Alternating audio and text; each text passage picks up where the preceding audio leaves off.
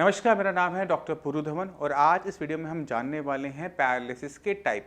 Paralysis एक ऐसी condition होती है जिसके अंदर हमारा हाथ पैर हमारे कोई एक सिंगल ऑर्गन काम करना बंद कर देता है, तो उस कंडीशन को हम कहते हैं पैरालिसिस होना।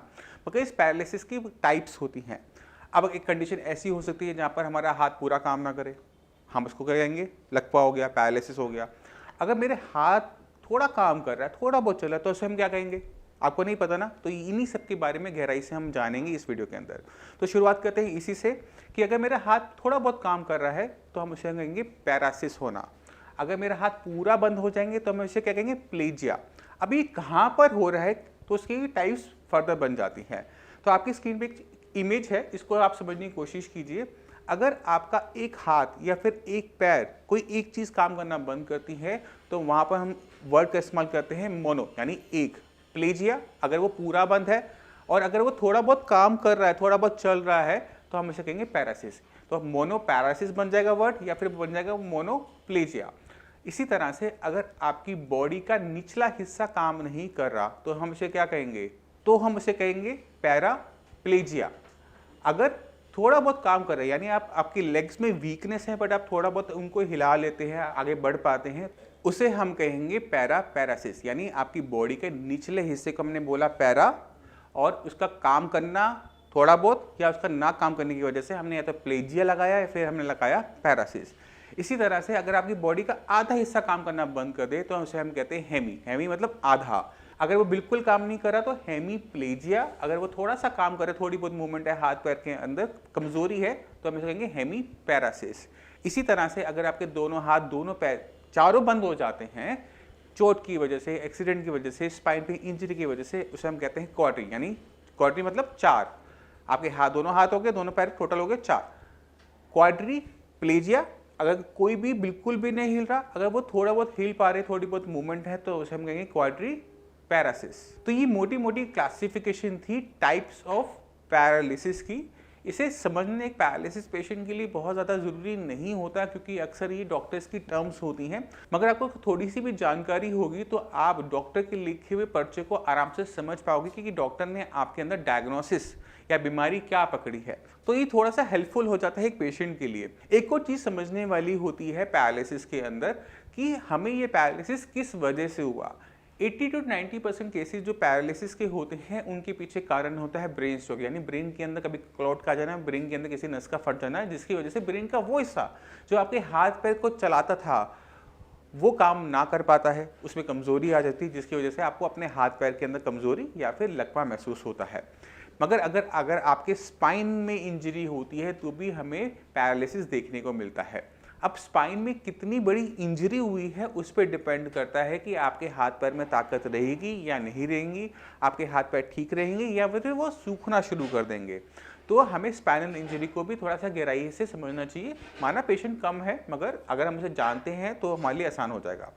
अब इमेजिन करो कि आप रोड पर जा रहे थे, कार का बाइक का एक्सीडेंट होता है, आपकी स्पाइन पे, आपके हेड पे कोई इंजरी आती है।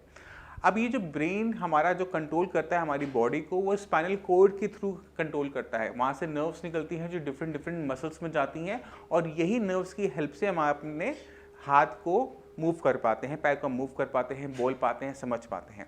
तो ये एक तरीके से हमारा नर्वस सिस्टम होता है। अगर आपके ब्रेन के नीचे, यहाँ से नीचे कहीं पर भी चोट लगती है तो नीचे का हिस्सा काम करना बंद कर देता है या फिर वो वीक हो जाता है, जिसकी वजह से का इफेक्ट हमें अपने हाथ पैर में भी देखने को मिलता है। यानी ब्रेन हमारा ठीक है, बट ब्रेन की सिग्नल जो नीचे ले जाता है स्पाइनल कॉर्ड, उसमें किसी टाइप की दिक्कत आई है। अगर आपकी स्पाइनल कॉर्ड पूरी कट जाए, दो हिस्सों में डिवाइड हो जाए, तो ऐसे केसेस के अंदर रिकवरी ना के बराबर होती है, क्योंकि हम स्पाइनल कॉर्ड को दोबारा से जोड़ नहीं सकते, वो दोबारा से काम करने लायक नहीं बन सकती। क्योंकि नर्वस टिश्यू को जब एक बार डैमेज हो जाता है तो वो रिपेयर अप नहीं होता, अल्टरनेट पाथवेज नहीं बन पाते, एक अल्टरनेट रूट तैयार नहीं हो पाता, जिसकी वजह से स्पाइनल इंजरी के पेशेंट्स में इंप्रूवमेंट बहुत स्लो या ना के बराबर होती है। अभी जो स्पाइनल इंजरी हो रही है इसके अंदर कॉन्ट्यूजन हो सकता है कि आपकी स्पाइनल कॉर्ड मुड़ गई है, बट वो इंटैक्ट है। ऐसे पेशेंट के अंदर हमें हाथ पैर के अंदर वीकनेस देखने को मिलती है कि वीकनेस तो है, पेशेंट से हिला तो पाता है बट उसमें ताकत नहीं होती। तो हमें समझना पड़ता है कि स्पाइनल इंजरी आपको जो हुई है स्पाइनल कॉर्ड पे किस तरह का नुकसान हुआ है। कभी कभार क्या होता है कि स्पाइनल कॉर्ड के बाहर जो वर्टिब्रास होती है, जो रीढ़ की हड्डी जिसे हम बोलते हैं, उसमें फ्रैक्चर होता है। बट उस फ्रैक्चर की वजह से आपके स्पाइनल कॉर्ड में स्वेलिंग आ जाती है और स्वेलिंग आने की वजह से स्पाइनल कॉर्ड काम करना बंद कर देती है। जैसे मान लो कि अगर आपके हाथ पे कोई चोट लगे तो क्या होगा, हाथ सूज जाएगा और आपका हाथ हिलना बंद हो जाएगा। सेम ऐसी चीज़ आपकी स्पाइनल कॉर्ड के साथ हो रही है कि आपकी जो वर्टिब्रा है वो क्रैक कर गई थी किसी चोट की वजह से, किसी डंडा मारा, किसी ने बाइक से गिर गए, तो उस वर्टिब्रा में क्रैक की वजह से जो स्पाइनल कॉर्ड में जो इन्फ्लेमेशन आती है वो भी आपके स्पाइनल कॉर्ड को डिसफंक्शनल यानी काम करने लायक नहीं छोड़ती, जिसकी वजह से आपको अपने हाथ पैर के अंदर वीकनेस देखने को मिलती है। तो बहुत सारे कारण होते हैं, बहुत सारे टाइप की क्लासिफिकेशन होती है पैरालिसिस में। इसको समझना एक पैरालिसिस पेशेंट के लिए ज़रूरी हो जाता है, जिससे उसको अपने ट्रीटमेंट का जो प्रोग्नोसिस है कि वो अच्छा होगा बुरा होगा उसका थोड़ा बहुत आइडिया लग जाता है। तो मैं उम्मीद करता हूँ इस वीडियो से आप काफ़ी कुछ समझ गए पैरालिसिस की क्लासिफिकेशन के बारे में। फिर भी आपके माइंड में कोई डाउट हो, कुछ भी पूछना चाहते हो पैरालिसिस से रिलेटेड, तो हमारे डॉक्टर्स अवेलेबल है, आप उनसे बात कर सकते हैं। अब मैं चाहता हूँ कि आप हमारे पेशेंट्स की कुछ वीडियोस देखिए कि किस तरह से उन्होंने पैरालिसिस को हराया है, जिससे आपको थोड़ा सा मोटिवेशन मिले। नमस्कार, मेरा नाम है डॉक्टर पुरु धवन और आज मैं आपको मिलवाना चाहता हूँ एक पैरालिसिस पेशेंट जिनकी एज है 63 की एज के अंदर पैरालिसिस को हराना आसान काम नहीं होता। तो चलते हैं पेशेंट के पास और उनसे जानते हैं कि उन्होंने इसको कैसे सहा और कैसे इसको देखा। तो शर्मा जी, ये आपको हुआ कब था? मेरा नाम GR शर्मा है और मेरे को ये ब्रेन स्ट्रोक का दूसरा अटैक है। पहला कब हुआ था? पहला 2014 हुआ। 2014 में। तब उससे रिकवर पूरे हो गए थे? उसका पूरा रिकवर नहीं हो पाया, लेकिन ये 2019 आते आते मुझे दोबारा फिर अटैक हो गया ब्रेन स्ट्रोक का। और ये राइट साइड का हुआ, पहले भी राइट को हुआ था, अब दोबारा भी राइट का हुआ। ठीक है। तो मेरे को चलने फिरने में दिक्कत थी और डॉक्टर साहब की मैंने दवाई खाई। अभी तो 1 ही महीना हुआ है, 1 महीने में मेरे को बहुत इम्प्रूवमेंट है। तो ये जब आपको हुआ था तो आपने कहाँ से इलाज करवाया था? जब मुझे ये सेकेंड टाइम जब हुआ है? हाँ, पहले टाइम भी मैंने एस्कॉर्ट फोर्टिस में करवाया, इलाज कराया। डॉक्टर ने मुझे कहा भाई मेरे को एलोपैथी का जो इलाज करना था कर दिया, अब आप इसके बाद देसी ट्रीटमेंट कराओ। डॉक्टर ने बोला? आयुर्वेदिक। हाँ, डॉक्टर ने बोला? हाँ, डॉक्टर ने कहा अच्छा कि आयुर्वेदिक का ट्रीटमेंट कराओ, उससे शायद आपको बहुत आराम मिलेगा। तो मैंने आयुर्वेद में भी इलाज कराया। अब सेकंड बार टाइम हुआ मुझे, तो मुझे डॉक्टर साहब जो संजीवनी, इनसे मुलाकात हुई। तो इन्होंने 1 महीना हो गया मुझे दवाई खाते खाते, जिससे मुझे बहुत आराम है। और मैं आज दोबारा से 1 महीने की दवाई फिर दोबारा लेने आया हूँ। तो इससे मेरे को लग रहा है कि मैं कंप्लीट ठीक हो जाऊँगा।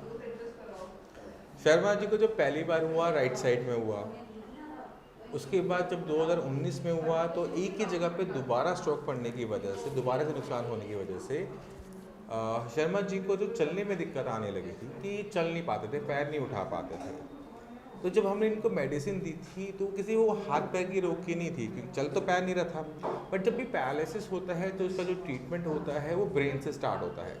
अगर आपके ब्रेन का एक हिस्सा डैमेज हो गया है तो हमें वहीं पर ही रिपेयर अप करना पड़ता है। तो जो हमने आपके ब्रेन के साथ किया, हमने किया था न्यूरोप्लास्टिसिटी। न्यूरोप्लास्टिसिटी के अंदर हम क्या करते हैं कि हम ब्रेन को दोबारा से अपने अंदर विकास करने की क्षमता देते हैं। वो दिन याद करो जिस दिन आपको हुआ था, उस दिन आपका हाथ नहीं चल रहा था, पैर नहीं चल रहा था, मगर अगले 6 महीने के अंदर हाथ भी चलने लगा और पैर भी चलने लगा। ऐसा सारे पैरालिसिस पेशेंट के साथ होता है। दिक्कत पहले 6 महीने में नहीं आती, पहले 6 महीने में मैक्सिमम लोग अपने आप ठीक हो जाते हैं। दिक्कत आती है उसके बाद 6 महीने के बाद, कि जब ये न्यूरोप्लास्टिसिटी, जब दिमाग की विकास करने की क्षमता बंद हो जाती है। आपका एक जख्म हुआ तो कुछ टाइम में वो भरेगा, अगर वो टाइम से नहीं भर पाया तो वो नासूर बन जाता है। ऐसे ही कुछ आपके ब्रेन के साथ होता है। जब दिमाग में चोट लगी, पहले 6 महीने में भर गया, अब चलने लग गए, हाँ हाथ चलने लग गया, ठीक है। नहीं चलता ना तो वहाँ पर दिक्कत हो जाती है, तो वहाँ पर हमें दोबारा से दिमाग के अंदर विकास करवाना पड़ता है। जी। जब वो डेवलपमेंट स्टार्ट होती है तो आपके अंदर चेंजेस आने शुरू हो जाते हैं। वही आपने देखा, अब आपने इनकी पहले वाली वीडियो देखोगे या बाद वाली वीडियो देखोगे तो उसमें आपको खुद ब खुद ज़मीन आसमान का फ़र्क नज़र आना शुरू होता है। ये इसलिए होता है कि जब हम सही तरीके से सही जगह पे काम करते हैं। जी। तो जो बाकी जो पैरालिसिस पेशेंट हैं उन्हें कुछ कहना चाहोगे? हाँ बहुत जल्दी है, मैं मानता हूँ बहुत जल्दी, कभी 1 महीना हुआ है, बट 1 महीने की इम्प्रूवमेंट देख के कुछ कहना चाहोगे उनको? नहीं, ऐसा है डॉक्टर साहब का इलाज 1 महीना होगा मुझे, इंजेक्शन भी ले दिए हैं कुछ और दवाइयाँ भी दी हैं। मुझे फीलिंग ये हो रही है कि मैं जल्दी रिकवरी आपकी और कर लूँगा और जल्दी से मैं ठीक भी हो जाऊँगा एकदम से। ठीक तो आप हो गए हो, हुए एक बार चल के दिखाना इनको अभी सबको। जी, जी, जी। ठीक है।